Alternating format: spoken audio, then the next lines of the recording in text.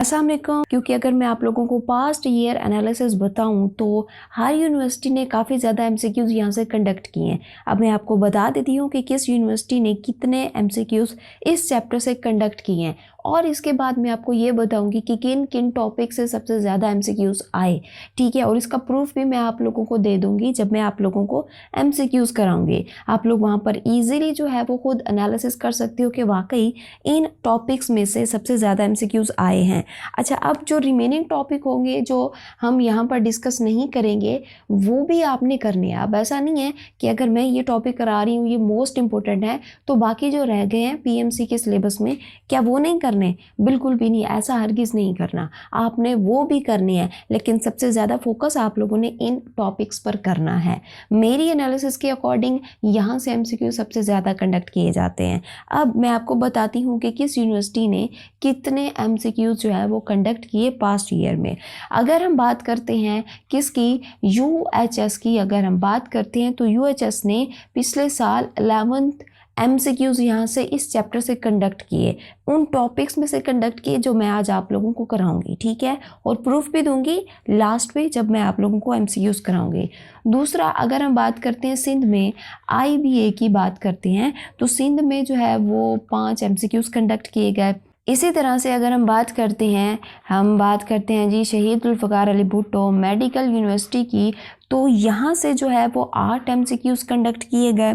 ठीक है, इसी तरह से अगर हम बात करते हैं नम्स की, ठीक है, नम्स की बात करें तो यहाँ से 8 एमसीक्यूज़ लिए गए। और केएमयू की अगर हम बात करें तो यहाँ से 6 एमसीक्यूज़ लिए गए। और बात करें हम यहाँ पर बीएमयू की, ठीक है ना, तो यहाँ पर हमारे पास जो है वो कितने एमसीक्यूज़ कंडक्ट किए गए, यहाँ से जो है वो 6 एमसीक्यूज़ कंडक्ट किए गए। तो आप लोग यहाँ पर देख सकते हो कि सबसे ज़्यादा एमसीक्यूज़ यूएचएस ने कंडक्ट किए इस चैप्टर्स में से। यानी कि अगर आप पंजाब में अगर आप हैं तो यहाँ से आप इजीली देख सकते हैं कि यूएचएस ने सबसे ज़्यादा एमसीक्यूज़ इसी चैप्टर से कंडक्ट किए हैं। तो यहाँ पर हम उन टॉपिक्स को अब डिस्कस करते हैं कि जिनसे सबसे ज़्यादा एमसीक्यूज़ कंडक्ट किए गए हैं। तो पहला हमारे पास जो टॉपिक है that is the endoplasmic reticulum. ठीक है ना, अगर हम इस टाइटल को ब्रेक करके देखें तो हमारे पास इसके क्या क्या मीनिंग निकलते हैं। अगर हम यहाँ पे देखें ना, एंडो का मतलब क्या होता है, एंडो का मतलब होता है जी इनसाइड। ठीक है, और प्लाज्मिक का वर्ड अगर आप लोग यहाँ पर देखो तो प्लाज्मिक किसको बोलते हैं, हम बोलते हैं जी साइटोप्लाज्म को। ठीक है, और रेटिकुलम का मतलब क्या होता है, रेटिकुलम का मतलब होता है जी नेटवर्क। ठीक है, तो अब अगर हम इन तीनों वर्ड्स को क्या करें जी, कंबाइन करें तो हम यहाँ पर क्या कहते हैं, हम यहाँ पर कहते हैं कि नेटवर्क ऑफ फ्लैटेंड सैक्स। ठीक है ना, इसी को हम क्या कहते हैं, एंडोप्लाज्मिक रेटिकुलम। यहाँ पे मैंने लिखा भी है कि नेटवर्क ऑफ फ्लैटेंड सैक्स। अब ये जो सैक्स होती हैं ना ये आपस में क्या होती हैं, कनेक्टेड होती हैं।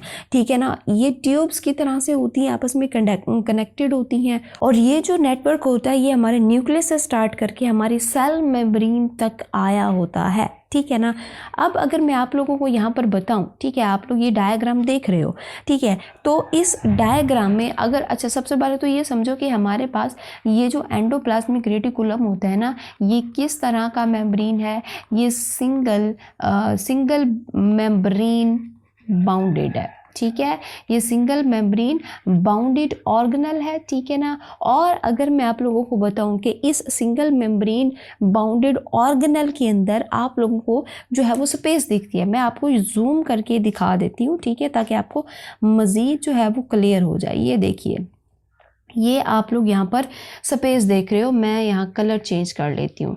ये वाली जो आप लोग स्पेस देख रहे हो, ठीक है, ये समझ आ गई।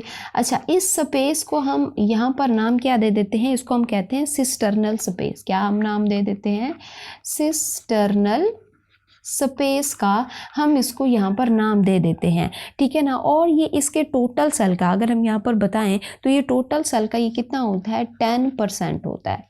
एंडोप्लाज्मिक रेटिकुलम टोटल सेल का कितना होता है जी, ये 10% होता है। समझ आ गया। अच्छा, फिर अगर मैं आप लोगों को यहाँ पर बताऊँ अब ये जो हमारे पास एंडोप्लाज्मिक रेटिकुलम की जो मेम्ब्रेन होती है, जिसको हम यहाँ पर क्या कहते हैं, सिस्टर्ने बोलते हैं, ठीक है ना। ये जो इसके अंदर का मटेरियल होगा, यानी कि एंडोप्लाज्मिक रेटिकुलम के अंदर का जो मटेरियल होगा वो साइटोप्लाज्मिक मटेरियल से ये मिक्स नहीं होने देगी, ठीक है ना। ये इसकी यहाँ पर क्या होती है, ये फंक्शनैलिटी होती है। अब यहाँ पर मैं आप लोगों को बताऊँ कि हमारे पास ये जो एंडोप्लाज्मिक रेटिकुलम होता है ना, एंडोप्लाज्मिक रेटिकुलम की हमारे पास क्या होती हैं, फॉर्म्स होती हैं, ठीक है ना, जो कि मैं आपको बता देती हूँ।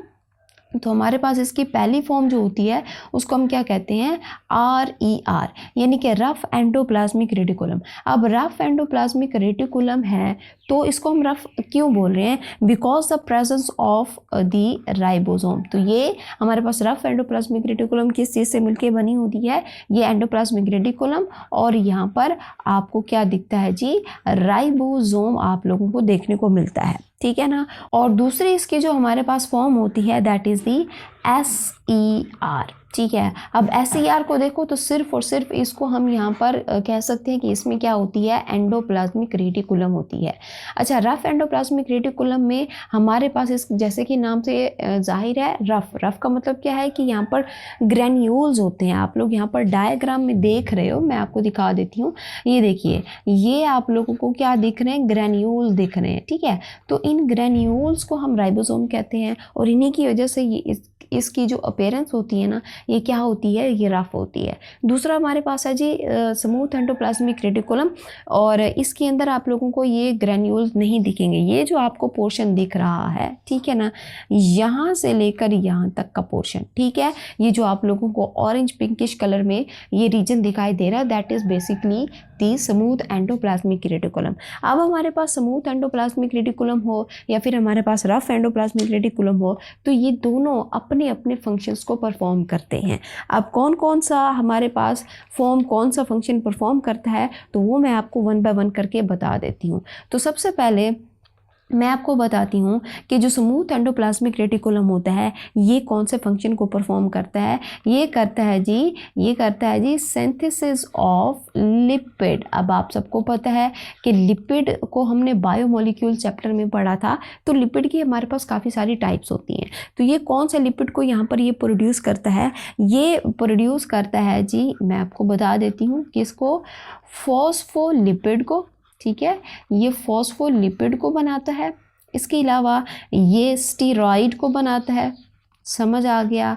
और तीसरा ये बनाता है किस चीज़ को, कोलेस्टेरोल को, ठीक है। तो ये इनको यहाँ पर ये बनाता है। इसके अलावा जो स्मूथ एंडोप्लाज्मिक रेटिकुलम होता है, इसका दूसरा काम क्या होता है जी, डिटॉक्सिफिकेशन, ठीक है। इसका दूसरा काम क्या होता है जी, डिटॉक्सिफिकेशन कराना। अब देखो भाई, हमारी बॉडी में ऐसा तो नहीं है कि सारी की सारी यूज़फुल चीज़ें बने, कुछ यहाँ पर कचरा भी बनता है, टॉक्सिन भी बनती है, चाहे हम कुछ खा रहे हो या फिर हम बीमार हो गए, हमने कोई मेडिसिन ले ली, कोई ड्रग्स हम ले रहे हैं, ठीक है, तो उसके रिजल्ट में क्या होता है कि टॉक्सिन भी प्रोड्यूस होती है। तो हम टॉक्सिन को अपनी बॉडी में रख नहीं सकते, तो इसको जो है वो डिटॉक्सीफाई करने का काम हमारा कौन करता है, स्मूथ एंडोप्लाज्मिक रेटिकुलम करता है। अब वो कैसे करता है, क्योंकि स्मूथ एंडोप्लाज्मिक रेटिकुलम के पास जो है वो फैमिली ऑफ एंजाइम होती है, जिसका नाम आप लोगों ने याद रखना है, साइटोक्रोम P450।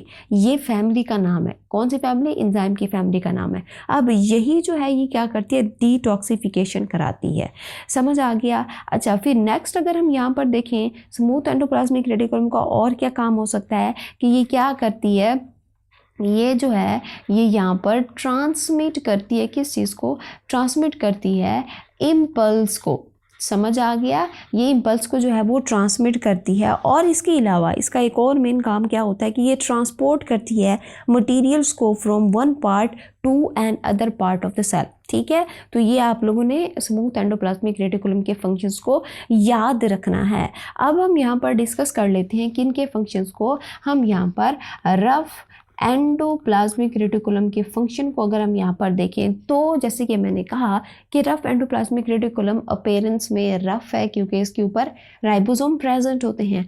तो राइबोसोम अगर प्रेजेंट होते हैं तो आप सबको पता है कि राइबोसोम का काम क्या होता है, राइबोसोम का काम होता है प्रोटीन बनाना, ठीक है, क्या करना, प्रोटीन की फॉर्मेशन करना। अब ये जो प्रोटीन की फॉर्मेशन रफ एंडोप्लाज्मिक रेटिकुलम में होती है, यानी कि जो प्रोटीन बनती है, that is the raw protein. अब ये रॉ प्रोटीन क्यों होती है, क्योंकि ना तो इसकी कोई शेप होती है, ना तो इसके ऊपर ये टैग लगा होता है कि तुमने जो है वो कौन सा करैक्टर देना है या कौन सा फंक्शन जो है वो तुमने परफॉर्म करना है। यहाँ ये सब मालूम नहीं होता। बन तो जाती है प्रोटीन, लेकिन वो नॉन फंक्शनल होती है और ना ही उसका कोई स्ट्रक्चर होता है। समझ आ गई। फिर हमारे पास क्या होता है कि रफ एंडोप्लाज्मिक रेटिकुलम पर प्रोटीन बनने के बाद हमारे पास क्या होता है कि जो हमारे पास क्या होती है, रफ एंडोप्लाज्मिक रेटिकुलम है ना, यहाँ पर आप लोगों को क्या मिलता है, आप लोगों को जो है वो पोर दिखाई देते हैं, ठीक है ना। यहाँ से इन पोर से जो हमारे पास प्रोटीन होती है ना, इसको फिर और ऑर्गेनल के पास भेज दिया जाता है। क्यों? ताकि ये मॉडिफाई हो जाए, ठीक है ना। अब वो कौन सा ऑर्गेनल है जिसके पास ये प्रोटीन भेजी जाती है, तो वो है हमारे पास क्या चीज़, गोल्जी अपरेटस, ठीक है। तो अब हम यहाँ पर डिस्कस करने लगे हैं जी गोल्जी अपरेटस। तो गोल्जी अपरेटस हमारे पास जो है ये क्या होता है, किसने इसको डिस्कवर किया था, कब किया था, वगैरह वगैरह, ये सब कुछ देख लेते हैं। लेकिन इससे पहले मैंने आप लोगों को वन शॉट डिटेल में भी पढ़ाया हुआ है, लिंक मैं आप लोगों को दे दूँगी, ठीक है ना। और इसके अलावा अगर आप लोग यहाँ तक पहुँच गए हो और आपको ये इन्फॉर्मेशन जो है वो मिल रही है, तो प्लीज़ आप लोगों ने जो है वो वीडियो को लाइक, शेयर और सब्सक्राइब भी लाजमी करना है। अगर हम गोल्जी अपरेटस को देखें तो गोल्जी अपरेटस किस तरह का होता है, ये कप शेप स्ट्रक्चर होता है, ठीक है ना। और ये किस तरह, इसके अंदर क्या होता है, ये फ्लूइड होता है जो फिल्ड होता है, ठीक है ना, फ्लैटेंड सैक्स के अंदर। अब ये जो हमारे पास आप लोग देख रहे हो ना, ये फ्लैटेंड सैक्स होती है और ये तकरीबन कितनी सैक्स होती हैं, ये 5 से लेकर 8 सैक आप लोगों को देखने को मिलती हैं। अब ये जो गोल्जी अपरेटस होता है ना, इसको सबसे पहले जो है वो किसने देखा था, इसको देखा था कैमिलो गोल्जी ने। किसने देखा था, कैमिलो गोल्जी ने इसको जो है यहाँ पर देखा था। और ये कब देखा था, आप लोगों ने ईयर भी याद रखना है, वो है हमारे पास 1898 को, ठीक है, देखा था इन्होंने। अब यहाँ पर मैं आपको बताऊँ तो ये जो हमारे पास क्या होती है, गोल्जी अपरेटस होती है ना, गोल्जी अपरेटस की हमारे पास डिफरेंट क्या होते हैं, फेसेस होते हैं, ठीक है ना। अब वो मैं फेसेस आप लोगों को यहाँ पर जो है वो बता देती हूँ। जैसे कि सबसे पहले मैं ड्रॉ कर लेती हूँ ये इस तरह से, ठीक है। ये मैंने एक जो है क्या लिया हुआ है, गोल्जी बॉडी लिया हुआ है, ठीक है। अच्छा, मैंने आप लोगों को जो है जब वन शॉट दिया था तो उसमें मैंने आप लोगों को जो है वो कुछ टर्म्स बताई थी, जैसे कि गोल्जी बॉडी है, गोल्जी अपरेटस है और गोल्जी कम्प्लेक्स है। गोल्जी बॉडी किसको कहते हैं, अगर मैं एक सैक की बात करती हूँ सो इसको हम क्या कहते हैं, गोल्जी बॉडी कहते हैं। और दूसरा होता है हमारे पास गोल्जी अपरेटस, यानी कि अगर मैं इन सारे सैक्स की बात करूँ तो इसको मैं क्या कहूँगी, गोल्जी अपरेटस, इसको जो है मैं यहाँ पर इसका नाम दूंगी, ठीक है। फिर होता है हमारे पास गोल्जी कम्प्लेक्स। गोल्जी कम्प्लेक्स में यहाँ पर मैं अगर क्या करूँ कि जो मेरे पास गोल्जी अपरेटस है इसके साथ मैं यहाँ पर वेसिकल को क्या कर दूँ, इंक्लूड कर दूँ, तो वो हमारे पास क्या बन जाएगा, गोल्जी कम्प्लेक्स बन जाएगा। लेकिन हम यहाँ पर फेसिस को पढ़ने के लिए मैं आप लोगों को यहाँ पर सिर्फ एक सैक को उठाऊंगी और उस एक सैक को हम यहाँ पे नाम क्या दे देते हैं जी, गोल्जी बॉडी का नाम दे देते हैं। अब इस फेस में, ठीक है ना, इस गोल्जी बॉडी के हमारे पास 2 फेज होते हैं, ठीक है। तो पहला मैं आपको बता देती हूँ, ये जो आप लोग ये वाला फेस देख रहे हो, ठीक है, आप लोगों ने फिजिक्स के अंदर लेंस पढ़े होंगे, कनकेव लेंस और कन्वेक्स लेंस, यहाँ पर हम उन्हीं का जिक्र करेंगे, ठीक है। अब यहाँ पे ऐसा नहीं है कि इनके थ्रू हम देखते हैं, ठीक है, बस ये कुछ रिजेम्बलेंस की वजह से हम यहाँ पर कनकेव और कन्वेक्स का नाम लेंगे, ठीक है ना। अब ये जो फेस होता है, ठीक है ना, जो बाहर की तरफ निकला होता है, दैट वी कॉल दी सिज फेस। क्या हम इसको बोलते हैं जी, सिज फेस बोलते हैं। अब सिज फेस बोलते हैं, ये किस तरह का होता है, ये होता है जी कन्वेक्स, ठीक है ना, कन्वेक्स लेंस की तरह से आपको दिखता है। और इसके अलावा इस फेस को हम एक और नाम भी देते हैं, क्या नाम दे देते हैं जी, फॉर्मिंग फेस का, ठीक है। इसको हम क्या नाम दे देते हैं जी, फॉर्मिंग फेस का, इसको हम यहाँ पर नाम दे देते हैं। अब ये जो सिज फेस होता है ना, सिज फेस की अगर मैं आप लोगों को एक और बात बताऊं तो ये क्या होता है, ये जो हमारा एंडोप्लाज्मिक रेटिकुलम होता है ये उसके क्या होता है, ये उसके करीब होता है, ठीक है। ये बात आप लोगों ने याद रखनी है कि उसके क्या होता है, ये ये उसके नियर बाई एरिया के अंदर प्रेजेंट होता है। नेक्स्ट मैं आप लोगों को यहाँ पर बताऊँ तो इसका ये वाला जो फेस होता है, ठीक है ना, इसको हम यहाँ पर नाम क्या दे देते हैं जी, इसको हम यहाँ पर नाम दे देते हैं जी ट्रांस फेज का। किसका नाम दे दिया जी, ट्रांस फेज का नाम दे दिया। अब ये जो हमारे पास ट्रांस फेज होता है ना, इसको हम बोलते हैं जी कनकेव, ठीक है ना, इसको हम क्या बोलते हैं, कनकेव फेस की तरह से हमारे पास होता है, अंदर की तरफ से ये जो हमारे पास क्या है, अंदर की तरफ धंसा हुआ होता है। और इसके अलावा इसको हम एक और नाम भी देते हैं, क्या चीज़, इसको हम देते हैं जी मैच्योरिंग फेज, ठीक है, इसको हम क्या कहते हैं, मैच्योरिंग फेज। ये हमारे पास क्या था, फॉर्मिंग फेज था, और इसको हमने क्या नाम दे दिया जी, हमने इसको मैच्योरिंग फेज का नाम दे दिया। और ये जो हमारे पास फेज होता है, ये क्या होता है, ये जो हमारा एंडोप्लाज्मिक रेटिकुलम होता है उससे ये क्या होता है, उससे ये दूर होता है, ठीक है, उससे क्या होता है जी, ये दूर होता है। समझ आ गई आप लोगों को। अच्छा, अब यहाँ पर हम पढ़ लेते हैं गोल्जी ऑपरेटर्स का फंक्शन। देखो भाई, फंक्शन में हमने क्या करना है, कंटिन्यू करना है जो पीछे ऑर्गेनेल का हमने फंक्शन पढ़ा था RER में, ठीक है ना। यहाँ पर देखिए रफ एंडोप्लाज्मिक रेटिकुलम का हमने फंक्शन क्या पढ़ा है, हमने पढ़ा है कि वो क्या करता है, प्रोटीन को बनाता है। अब प्रोटीन जैसे कि मैंने कहा था रॉ प्रोटीन है, तो इसको किसी और ऑर्गेनेल के पास जाना पड़ेगा और कंपार्टमेंट के पास जाना पड़ेगा ताकि ये क्या हो जाए, फंक्शनल हो जाए। तो फंक्शनल होने के लिए इसने कहाँ पर आना है जी, गोल्जी ऑपरेटस के पास आना है।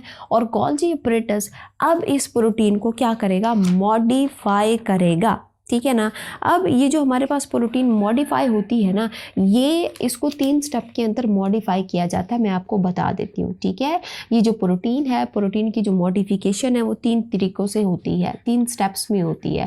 पहला स्टेप हमारे पास होगा जी पैकिंग, दूसरा स्टेप हमारे पास क्या होगा जी, प्रोसेसिंग, क्या होगा जी, प्रोसेसिंग होगा।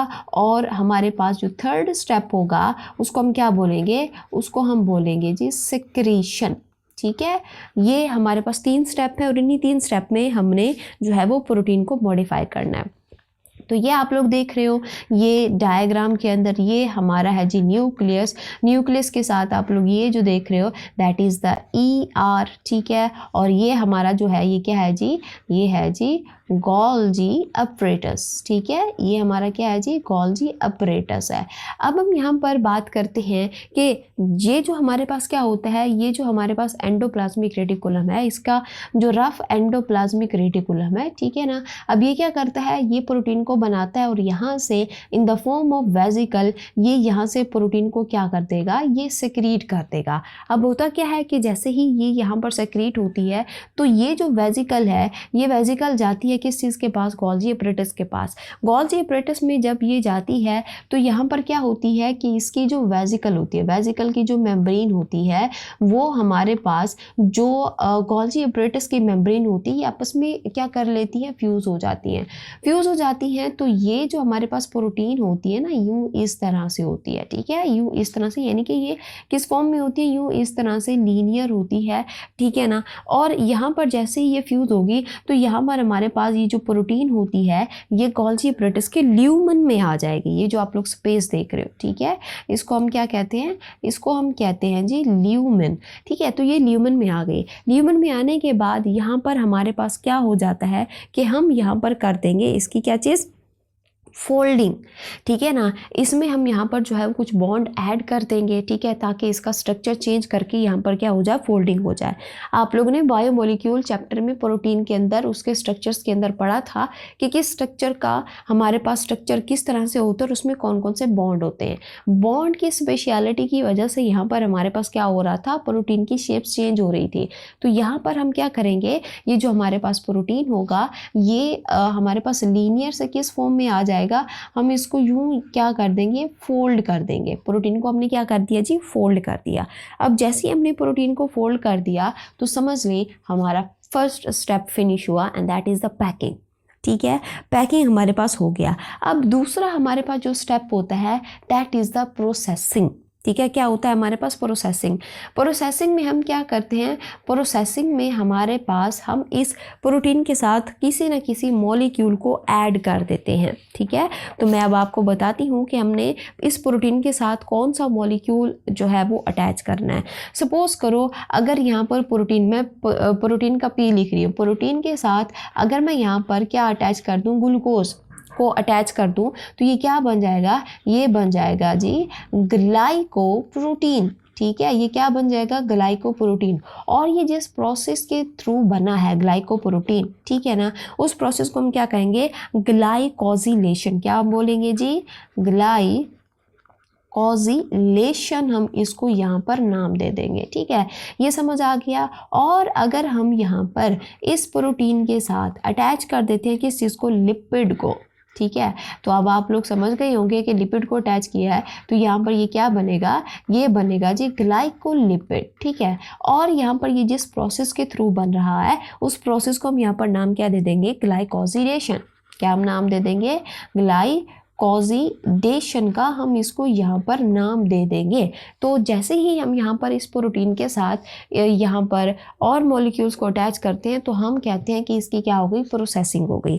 अब जब इसकी प्रोसेसिंग हो जाती है तो यहाँ पर जो प्रोटीन है ना, यहाँ पर फंक्शनल हो जाती है। पहले इसको हमने शेप भी दे दी, अब इसको हमने फंक्शनल भी कर दिया। अब यहाँ पर जो भी मटेरियल बना होगा वो यहाँ पर ये जो हमारे पास गोल्जी अपरेटस है उसके ट्रांसफेज से क्या हो जाएगा, यहाँ से ये बाहर आ जाएगा इन द फॉर्म ऑफ वेजिकल। ठीक है, ये वेजिकल की फॉर्म में क्या हो जाएगा, ये बाहर को आ जाएगा। और इसी वेजिकल को हम यहाँ पर कहते हैं, ठीक है ना, जैसे ये वेजिकल यहाँ से निकल कर आती है तो हम इसी एक्सपोर्टेड वेजिकल को क्या नाम दे देते हैं जी, यहाँ पर क्या हो गई जी, सेक्रीशन हो गई। अब ये जो हमारे पास सेक्रीशन होती है या तो सेल में होगी, ठीक है, सेक्रीशन, या सेल के बाहर होगी, जो यहाँ पर इसको डेस्टिनेशन जो है वो प्रोवाइड की जाएगी कि तुमने कहाँ पर जाकर अपना फंक्शन परफॉर्म करना है।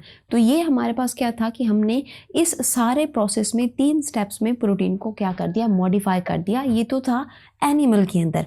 लेकिन अगर हम बात करें गोल्जी अपरेटस की, तो गोल्जी अपरेटस कहाँ पर होता है, प्लांट में भी होता है। लेकिन प्लांट के केस में वहाँ पर ये क्या बनाता है, जैसे कि यहाँ पर तो इसने प्रोटीन की यहाँ पर क्या कर दी, मॉडिफिकेशन कर दी। प्लांट के केस में ये जो है ये बनाता है पैक्टिन और पॉलीसेकेराइड, जो कि उसकी सेल वॉल के अंदर फॉर्मेशन में हेल्प करती है। ठीक है ना, जो कि आप लोगों ने सेल डिवीजन में जो है वो पढ़ा होगा। ठीक है ना, इस तरह से हमारे पास सपोज करो ये एनिमल सेल है और यहाँ पर सपोज करो क्या होता है जी, ये आप लोगों को दिखती हैं जी गोल्जी वेजिकल।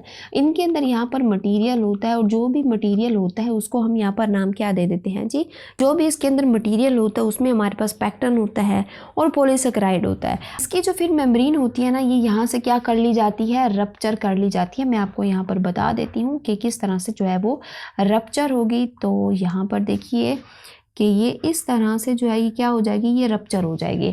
जैसे ही ये रप्चर होगी तो इसके अंदर का जो भी मटेरियल होगा यहाँ से वो क्या कर लेगा, ये बाहर आकर यहाँ पर सेल वॉल बना देगा। ठीक है, तो ये समझ आ गई आप लोगों को कि हमारे पास जो गोल्जी अपरेटस है उसका फंक्शन क्या होता है। तो ये मैंने आप लोगों को ईजी करके समझा दिया। अब नेक्स्ट हमारे पास जो टॉपिक है दैट इज़ दी माइटोकॉन्ड्रिया। ठीक है, जो माइटोकॉन्ड्रिया होता है ना, इसको हम क्या कहते हैं कि ये power house of the cell है, यानी कि सेल के अंदर जितनी भी एनर्जी चाहिए होती है ना ये उसको जनरेट करता है। इसके अलावा अगर हम इसकी शेप देखें तो रॉड शेप होता है। आप लोग नीचे यहाँ पर इसकी डायग्राम देख सकते हो कि ये किस तरह का है, ये रॉड शेप है। ठीक है ना। अच्छा, हमने जो एंडोप्लाज्मिक रेटिकुलम पढ़ा था वो सिंगल मेम्ब्रेन था और माइटोकॉन्ड्रिया जो है ये हमारे पास डबल मेम्ब्रेन है। अगर यहाँ पर हम इसके बात करते हैं किस चीज़ की, हम बात करते हैं इसके डायामीटर की, तो यहाँ पर मैं आपको बता दूँ तो इसका जो डायमीटर होता है वो 0.2 से लेकर हमारे पास 1 माइक्रोमीटर तक इसका जो है ये डायमीटर होता है। और लेंथ की अगर हम बात करें तो 1 से लेकर 4 माइक्रोमीटर इसकी जो है वो लेंथ हो सकती है। अब जैसे कि मैंने कहा आप लोगों को कि ये जो माइटोकॉन्ड्रिया होता है ये क्या होता है, ये डबल मेम्ब्रेनस है। ठीक है, तो डबल मेम्ब्रेनस है तो इसकी जो आउटर और इनर मेम्ब्रेन होती है ना ये एक जैसी नहीं है, ये एक दूसरे से क्या होती हैं, डिफ़र होती हैं। तो अब मैं आपको बता देती हूँ कि ये किस तरह से जो है वो एक दूसरे से डिफ़र करती हैं। तो 1 बाय 1 करके मैं आपको बताती हूँ कि आउटर और इनर मेम्ब्रेन में क्या डिफरेंस है। ये जो आउटर मेम्ब्रेन होती है ये काफ़ी ज़्यादा क्या होती है, स्मूथ होती है। ठीक है, ये क्या होती है, ये स्मूथ होती है। इसके अंदर आप लोगों को कोई और स्ट्रक्चर नहीं देखने को मिलेगा। आप लोग यहाँ पर देख सकते हो ये जो इसकी आउटर मेम्ब्रेन है ये, ठीक है, तो ये जो आउटर इसकी मेम्ब्रेन होती है ये काफ़ी ज़्यादा क्या है जी, ये काफ़ी ज़्यादा स्मूथ है। इस पर कोई और स्ट्रक्चर आप लोगों को नहीं दिखेगा। समझ आ गई। इसके अलावा ये जो आउटर मेम्ब्रेन होती है ये परमिएबल है, ठीक है ना, ये क्या होती है, परमिएबल होती है, ये डिफरेंट सब्सटेंस को आने देती है और इसके अंदर आप लोगों को जो है ना यहाँ पर पोर्स दिखते हैं। इसकी आउटर मेम्ब्रेन में आप लोगों को पोर्स दिखती हैं और उन पोर्स को हम नाम क्या दे देते हैं जी, पोरिन का नाम दे देते हैं। किसका नाम दे देते हैं जी, पोरिन का नाम दे देते हैं। अगर मैं आप लोगों को इसकी कंपोजिशन बताऊं कि ये किस चीज़ से मिलके बनी होती है, ये हमारे पास ये जो इसकी आउटर मेम्ब्रेन है या फिर इनर मेम्ब्रेन है, ये दोनों हमारे पास जिस तरह से सेल मेम्ब्रेन बनी होती है लिपिड और प्रोटीन की, तो यहाँ पर ये दोनों भी लिपिड और प्रोटीन से मिलकर बनी हैं। लेकिन यहाँ पर इनकी जो हमारे पास कंसंट्रेशन होती है या फिर हम यूँ कहें ये इनका जो कॉन्स्टिट्यूएंट होता है ये डिफ़र होता है। हमारे पास क्या है कि अगर हम आउटर मेम्ब्रेन की बात करें तो इसमें जो लिपिड होता है, याद रखिएगा, इसमें लिपिड होता है 40%, ठीक है, और इसके अंदर जो प्रोटीन होती है, ठीक है, जो प्रोटीन होती है वो होती है जी हमारे पास 60%, ठीक है ना। अच्छा, अब यहाँ पर हम इसका काम देख लें, आउटर मेम्ब्रेन का काम देख लें, तो ये क्या करता है, फिल्टर आउट बिगर मॉलिक्यूल। क्या करता है ये, फिल्टर आउट बिग मॉलिक्यूल। समझ आ गया आप लोगों को यहाँ तक कि आउटर मेम्ब्रेन हमारे पास किस किस तरह की होती है। अच्छा, यहाँ पर मैं आपको पोर्स भी दिखा देती हूँ कि पोर्स किस किस तरह से होते हैं। तो यहाँ पर देखिए, चलें जी, चले ये कलर ले लेती हूँ, ठीक है। तो यहाँ पर आप लोगों को इस तरह से क्या दिखाई देते हैं, इसके आउटर मेम्ब्रेन पर आप लोगों को जो है वो पोर्स दिखाई देती है, जिसको हम यहाँ पर नाम क्या दे देते हैं जी, पोरिन्स का नाम दे देते हैं। किसका नाम दे देते हैं, पोरिन्स का नाम दे देते हैं। अब अगर मैं आप लोगों को इनर मेम्ब्रेन के बारे में बताऊं तो इनर मेम्ब्रेन जो होती है वो क्या होती है, ये यहाँ पर आप लोगों को फोल्डेड मिलेगी, ठीक है ना। मैं आपको दिखा देती हूँ डायग्राम में, ये देखिए ये क्या है जी, ये फोल्डेड है, ये जो आप लोग देख रहे हो, ठीक है ना, ये चीज़ आप लोग जो देख रहे हो ये, ठीक है, ये यहाँ पर आपको किस तरह की दिख रही है, ये फोल्डेड दिख रही है। और ये जो हमारे पास फोल्ड होते हैं ना, इसको हम यहाँ पर नाम क्या दे देते हैं, इसको हम यहाँ पर नाम दे देते हैं जी सिस्टरने का। किसका नाम दे देते हैं, सिस्टरने का। इसके अलावा अगर हम यहाँ पर बात करें तो ये जो हमारे पास क्या होती है, इनर मेम्ब्रेन होती है ना, ये रिजिड होती है, ठीक है। ये हमने पढ़ा था आउटर मेम्ब्रेन स्मूथ होती है, लेकिन ये रिजिड होती है। रिजिड किस सेंस में होती है, क्योंकि अगर आप लोग यहाँ पर देखो ना तो इसकी मेम्ब्रेन के ऊपर जो है आपको काफ़ी ज़्यादा स्ट्रक्चर दिखाई देंगे, जो मैं अभी आपको बताऊँगी, ठीक है। अच्छा, फिर इसके अलावा कि बात करें हम इसकी परमिएबिलिटी की, जैसे कि आउटर मेम्ब्रेन परमिएबल थी, तो ये हमारे पास क्या है, सिलेक्टिवली, ठीक है, ये सिलेक्टिवली परमिएबल है। समझ आ गई, ये सिलेक्टिवली क्या होती है, परमिएबल होती है, यानी कि ये जो है वो सिलेक्टिव चीज़ों को अंदर और बाहर आने देती है। और अगर हम बात करते हैं इसकी कंपोजिशन की, तो इसकी कंपोजिशन में जैसे कि हमारे पास जो लिपिड होता है, ठीक है, वो 20% है, ठीक है। और अगर हम बात करते हैं कि इस चीज़ की प्रोटीन की, तो प्रोटीन इसके अंदर आप लोगों को 80% प्रोटीन दिखता है, ठीक है ना। और यहाँ पर आप लोगों को जो है वो इसकी मेम्ब्रेन पर जो है वो स्ट्रक्चर दिखेगा, जिसको हम क्या कहते हैं, F1 पार्टिकल। ये दरअसल एंजाइम होते हैं F1 पार्टिकल, जिसको हम यहाँ पर बोलते हैं जी ATP सिंथेज, ठीक है ना। और इसके अलावा आप लोगों को यहाँ पर इस इनर मेम्ब्रेन पर कुछ कॉम्प्लेक्सेस भी मिलते हैं, ठीक है ना। यहाँ पर आपको कुछ कॉम्प्लेक्सेस भी मिलते हैं, जिनको हम कहते हैं इलेक्ट्रॉन ट्रांसपोर्ट चेन। इसी से फिर क्या बनती है, हमारे पास फिर ATP बनती है।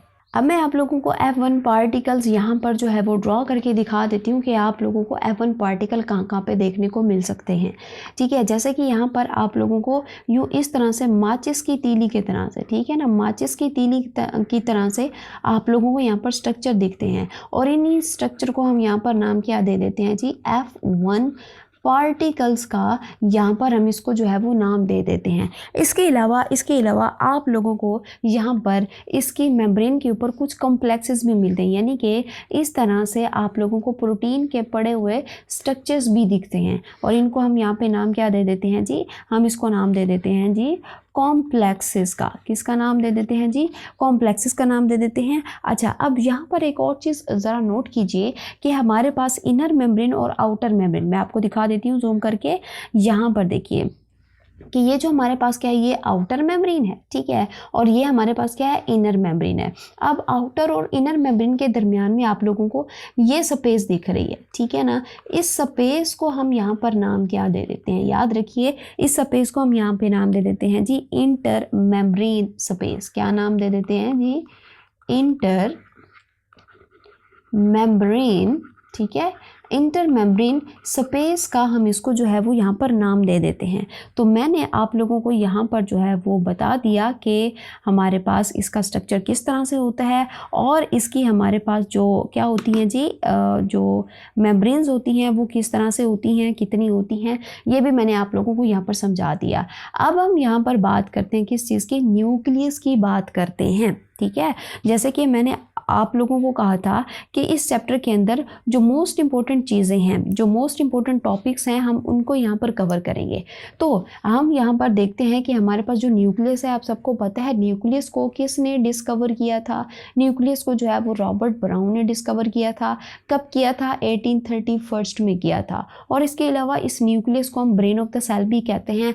एनिमल के अंदर अगर हम बात करें इसकी पोजीशन की, तो ये सेंटर में प्रेजेंट होता है, और प्लांट के अंदर अगर हम बात करें तो ये साइड पे होता है due to the presence of the large vacuole. और अगर हम यहाँ पर इसके फंक्शन की बात करें तो इसका फंक्शन हमारे पास क्या होता है कि ये ट्रांसफ़र करता है जेनेटिक इंफॉर्मेशन को। और अगर मैं यहाँ पर बात करूँ इसके स्ट्रक्चर की, तो इसकी जो शेप होती है, आप लोग यहाँ पर इसके डायग्राम में देख सकते हो कि इसकी जो हमारे पास क्या होती है जी, शेप जो होती है ना, ये किस तरह की शेप है, ये स्फेरिकल है। किस तरह की शेप है, ये स्फेरिकल शेप होती है। और इसके अलावा आप लोगों को सेल के अंदर एक न्यूक्लियस दिखेगा तो उसको हम कहेंगे, उस सेल को हम बोलेंगे मोनोन्यूक्लिएट। और अगर दो होंगे तो उसको हम डाई बोलेंगे, और अगर दो से ज़्यादा होंगे तो हम उसको क्या बोलेंगे, मल्टी न्यूक्लिएट बोलेंगे। और अगर हम यहाँ पर बात करते हैं किस चीज़ की, यहाँ पर हम बात करते हैं कि इसका वॉल्यूम कितना होता है। अगर हम एक पूरा सेल देखें, सपोज करो ये हमारे पास पूरा एक सेल है, और इस सेल का वॉल्यूम देखें, और उस पूरे वॉल्यूम में से फिर हम यहाँ पर न्यूक्लियस का वॉल्यूम देखें, तो इसका जो वॉल्यूम होता है कितना होता है जी, 10% इसका जो है ये यहाँ पर वॉल्यूम होता है। और यहाँ पर आप लोगों को जो है ये जो न्यूक्लियस है, न्यूक्लियस के अराउंड आप लोगों को क्या दिखता है, न्यूक्लियर मेम्ब्रेन दिखती है। बेसिकली ये कितनी मेम्ब्रेन होती हैं, 2 मेम्ब्रेन होती हैं। कितनी मेम्ब्रेन होती हैं, 2 मेम्ब्रेन होती हैं, ठीक है। और यहाँ पर हम कहते हैं कि जो हमारे पास क्या होती है कि ये जो दोनों मेम्ब्रेन होती हैं, ये क्या बना रही होती हैं, ये बना रही होती हैं जी न्यूक्लियर इनवेलप, ठीक है। ये क्या बनाती हैं जी, न्यूक्लियर इनवेलप को बना रही होती हैं। अब मैं वन बाय वन करके आप लोगों को जो है वो डबल मेम्ब्रेन, ये जो ऑर्गेनल है, इसके बारे में बताती हूँ कि इसकी आउटर मेम्ब्रेन कैसी होती है और इसकी इनर मेम्ब्रेन किस तरह से होती है, ठीक है ना। अगर हम यहाँ पर देखें तो ये जो हमारे पास क्या होती हैं, ये जो न्यूक्लियर इनवेलप होता है ना, ये डिसकॉन्टीन्यूअस होता है, ठीक है ना। डबल मेम्ब्रेन तो है लेकिन ये डिसकॉन्टीन्यूअस होता है। इसका काम क्या होता है, अगर मैं आपको यहाँ पर बता दूँ तो इसका काम ये होता है कि ये इनक्लोज करता है कंटेंट ऑफ द न्यूक्लियस। क्या करता है ये इनक्लोज करता है कंटेंट ऑफ, ठीक है, क्या करता है, enclose the content of nucleus, ठीक है। तो ये न्यूक्लियस के कंटेंट को यहाँ पर क्या करता है, इनक्लोज करता है। अब अगर मैं आपको बताऊँ तो ये जो आउटर मेम्ब्रेन होती है, ठीक है, मैं आप लोगों को जूम करके दिखा देती हूँ, ठीक है। चलें, अब आपको क्लियरली दिख रहा होगा। यहाँ पर देखिए कि हमारे पास इसकी जो आउटर मेम्ब्रेन है, ये वाली जो आउटर मेम्ब्रेन होती है ना, बेसिकली ये हमारे पास क्या होती है, अगर आप लोग यहाँ पर देखें तो ये हमारे पास कॉन्टीन्यूअस होती है, ठीक है। ये क्या होती है, इसको हम यहाँ पर कहते हैं कि ये कॉन्टीन्यूअस होती है विद ER, यानी कि एंडोप्लाज्मिक रेटिकुलम के साथ ये क्या होती है, कॉन्टीन्यूअस होती है। फिर यहाँ पर आप लोग ये जो हमारे पास क्या होती है, यहाँ पर आप लोग देख रहे हो, ये हमारे पास होती है जी इनर लेयर, ठीक है। ये हमारे पास कौन सी लेयर होती है जी, ये हमारे पास इनर लेयर होती है। और इनर लेयर को अगर हम यहाँ पर देखें तो न्यूक्लियस के अंदर का भी जितना कंटेंट होता है ना, ठीक है ना, इसने क्या किया होता है, इसने उसको इनक्लोज किया होता है। किसको, न्यूक्लियर कंटेंट, यहाँ पे लिख दूँ न्यूक्लियर कंटेंट को इसने क्या किया होता है, इनक्लोज किया होता है। समझ आ गई इतना? अच्छा, अब यहाँ पर हमारे पास ये जो आउटर मेम्ब्रेन है, ठीक है, ये कौन सी मेम्ब्रेन है, ये जी है आउटर मेम्ब्रेन, और ये हमारे पास इनर लेयर, ठीक है। तो इन दोनों में आपको स्पेस दिखती है, मैं आपको ड्रॉ करके दिखा देती हूँ। ये जो स्पेस है, ठीक है, ये वाली जो स्पेस है, इसको हम यहाँ पर नाम क्या दे देते हैं जी, इसको हम यहाँ पे नाम दे देते हैं जी पेरी न्यूक्लियर स्पेस। किसका नाम दे देते हैं हम इसको, पेरी न्यूक्लियर स्पेस का हम इसको नाम दे देते हैं। और ये जो स्पेस है, इसकी अगर हम विड्थ की बात करें तो ये तकरीबन 10 से लेकर 15 माइक्रोमीटर जो है वो इसकी क्या होती है, यहाँ पर ये इसकी विड्थ होती है। और इसके अलावा यहाँ पर अगर मैं आपको बताऊँ, न्यूक्लियर इन्वेलप के आउटर मेम्ब्रेन में आप लोगों को यहाँ पर ये देख रहे हो, ठीक है, यहाँ पर आप लोगों को क्या दिखते हैं, यहाँ पर पोर्स दिखते हैं। क्या दिख रहे हैं, ये यहाँ पर आप लोगों को ये पोर्स दिख रहे हैं, ठीक है, ये क्या है जी, ये पोर्स हैं। और बेसिकली ये प्रोटीन से मिलके बने होते हैं, जिसको हम यहाँ पे नाम क्या दे देते हैं जी, न्यूक्लियोपोरेंस। किसका नाम दे देते हैं जी, न्यूक्लियोपोरेंस का हम इसको नाम दे देते हैं। और ये जो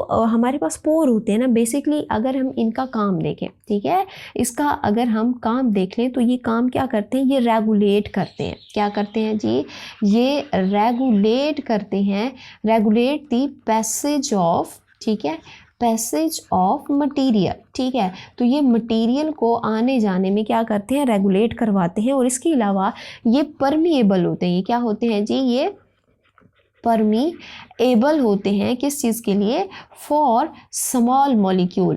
किस चीज़ के लिए, स्मॉल मॉलिक्यूल के लिए यहाँ पर ये परमिएबल होते हैं। और ये परमिएबल होते हैं और किस चीज़ के लिए परमिएबल हो सकते हैं, जैसे कि यहाँ पर हमारे पास कुछ लार्ज मॉलिक्यूल हैं, ठीक है ना, सिलेक्टिव लार्ज मॉलिक्यूल। हर एक लार्ज मॉलिक्यूल नहीं होगा, कुछ कुछ होंगे।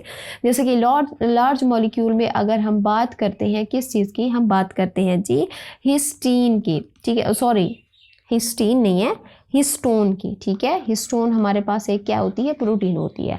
तो ये हमारे पास क्या है जी, ये है जी हमारे पास आउटर मेम्ब्रेन के अंदर आप लोगों को ये दिखते हैं।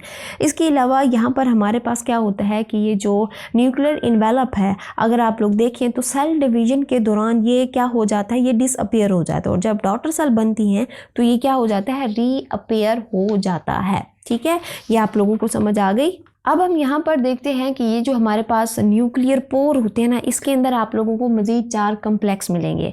अच्छा, मेरे एनालिसिस के अकॉर्डिंग मैंने जो है वो पास्ट ईयर में हमारे पास ये जो न्यूक्लियर कॉम्प्लेक्सेस हैं, ठीक है ना, यहाँ से कोई एमसीक्यू देखा नहीं है, ठीक है ना, लेकिन फिर भी हम कर सकते हैं क्योंकि पीएमसी है, उसका कोई पता नहीं चलता, ठीक है। लाइफ इज़ अनप्रेडिक्टेबल, तो कुछ भी हो सकता है, कहीं से भी एमसीक्यू आ सकते हैं, तो वो भी मैं आप लोगों को यहाँ पर बता देती हूँ। लेकिन उससे पहले अगर आप लोग यहाँ तक पहुँच गए हो तो प्लीज़ आप लोगों ने अपना अच्छा सा फीडबैक भी लाजमी देना है, वीडियो को लाइक और शेयर, और चैनल को भी आपने सब्सक्राइब लाजमी करना है। तो यहाँ पर मैं इसको अब जो है वो जूम आउट कर लेती हूँ, ठीक है। अब हम यहाँ पर देखते हैं कि न्यूक्लियर पोर कॉम्प्लेक्स आप लोग इस डायग्राम के अंदर देख सकते हो, ठीक है। यहाँ पर मैं आपको दिखा देती हूँ, ये देखिए, ये है जी हमारे पास क्या चीज़, न्यूक्लियर पोर कॉम्प्लेक्स, ठीक है। अच्छा, अब 4 न्यूक्लियर पोर कॉम्प्लेक्स होते हैं, समझ आ गई। अब उन 4 न्यूक्लियर पोर कॉम्प्लेक्स को मैं आपको 1 बाय 1 करके यहाँ पर बताती हूँ। तो यहाँ पर सबसे पहले अगर आप लोग देखो तो ये अंदर की तरफ ग्रीन कलर के आप लोगों को दिख रहे हैं, ये ग्रीन कलर के, ठीक है। ये ग्रीन कलर की जो सब यूनिट दिख रहे हैं उसको हम कहते हैं एनुलर सब यूनिट, समझ आ गई। अच्छा, फिर इसके अलावा, अच्छा सबसे पहले तो ये देखो कि एनुलर सब यूनिट का काम क्या होता है कि ये सराउंड करते हैं इनसाइड द पोर। अच्छा, यहाँ पर फिर आप लोगों को ये जो पिलर की तरह से स्ट्रक्चर दिखाई दे रहा है, मैं कलर चेंज कर लेती हूँ, ये देखिए, ये यहाँ पर आप लोगों को इस तरह से पिलर की फॉर्म में जो स्ट्रक्चर दिखाई दे रहा है, इसको हम यहाँ पर नाम क्या दे देते हैं जी, इसको हम यहाँ पे नाम दे देते हैं कॉलम सब यूनिट का। किसका नाम दे देते हैं, कॉलम सब यूनिट का, इसको हम यहाँ पर नाम दे देते हैं। और इसका काम क्या होता है कि ये मेक करता है वॉल ऑफ द कॉम्प्लेक्स को, ठीक है ना। फिर इसके बाद आप लोगों को यहाँ पर ब्लू कलर में जो स्ट्रक्चर दिखाई दे रहा है, यहाँ पे ये देखिए, ये वाला स्ट्रक्चर, ठीक है। इस स्ट्रक्चर को हम क्या कहते हैं, ल्यूमिनल सब यूनिट कहते हैं। और इसने क्या किया होता है, इसने एंकर किया होता है pore complex into the nuclear envelope, ठीक है ना। और फिर अब जो आउटर और इनर मेम्ब्रेन है, ठीक है ना, न्यूक्लियर मेम्ब्रेन में जो आप लोगों को स्ट्रक्चर नज़र आ रहे हैं, ठीक है ना, इसको हम यहाँ पर नाम क्या देते हैं, ये वाले स्ट्रक्चर, ठीक है, कलर चेंज कर लेती हूँ। ये वाले जो स्ट्रक्चर आप लोगों को दिख रहे हैं इसको हम क्या कहते हैं, रिंग सब यूनिट कहते हैं, ठीक है, समझ आ गया। इसके अलावा आप लोगों को यहाँ पर कुछ फिब्रिल्स भी दिखते हैं इस कॉम्प्लेक्स से निकलते हुए, जो कि तकरीबन 8 फिब्रिल होते हैं और ये मिलकर एक स्ट्रक्चर बनाते हैं जिसको हम क्या कहते हैं, न्यूक्लियर बास्केट का इसको जो है वो हम यहाँ पर नाम दे देते हैं। तो ये था हमारे पास क्या चीज़, न्यूक्लियर पोर कॉम्प्लेक्स, ठीक है ना। अब मैं आप लोगों को यहाँ पर बता देती हूँ कि हमारे पास जो न्यूक्लियस है, न्यूक्लियस के मैट्रिक्स के अंदर, ये आप लोग क्या देख रहे हो, ये इसका जो है ये क्या है जी, ये है जी इसका मैट्रिक्स। क्या है इसका जी, मैट्रिक्स है। और मैट्रिक्स के अंदर आप लोगों को क्या क्या देखने को मिल सकता है मज़ीद, तो मैं आप लोगों को बता देती हूँ कि ये जो मैट्रिक्स होता है, सबसे पहले देखो तो ये मैट्रिक्स किस तरह का होता है, ये सेमी फ्लूइड होता है। किस तरह का होता है जी, ये सेमी फ्लूइड होता है, ठीक है ना, जिसको हम नाम दे देते हैं किस चीज़ का, हम इसको नाम दे देते हैं न्यूक्लियोप्लाज्म का। किसका, न्यूक्लियोप्लाज्म का हम इसको यहाँ पर नाम दे देते हैं, ठीक है ना। अब इस सेमी फ्लूइड जिसको हम न्यूक्लियोप्लाज्म कहते हैं, इसके अंदर आप लोगों को फिर मज़ीद क्या क्या देखने को मिल सकता है, जैसे कि मैं आपको बता देती हूँ। यहाँ पर आप लोगों को मिलता है जी न्यूक्लियोलस, ठीक है, आप लोग डायग्राम में भी देख सकते हो, ये जो आप लोग देख रहे हो, ठीक है, ये है जी न्यूक्लियोलस। क्या है जी, ये है जी न्यूक्लियोलस, ठीक है। अभी इसके बारे में भी थोड़ा हम बात करते हैं। अच्छा, न्यूक्लियोलस के अलावा आप लोगों को यहाँ पर क्या दिखता है जी, आप लोगों को यहाँ पर दिखता है जी डीएनए। डीएनए के अलावा आप लोगों को यहाँ पर क्या दिखते हैं जी, एंजाइम आप लोगों को यहाँ पर दिखते हैं। तो ये 3 चीज़ें आप लोगों को यहाँ पर इसके मैट्रिक्स के अंदर देखने को मिलती हैं, ठीक है ना। अब बात कर लेते हैं किस चीज़ की, न्यूक्लियोलस की, ठीक है, किसकी बात कर लेते हैं हम, यहाँ पर थोड़ा सा न्यूक्लियोलस को देख लेते हैं।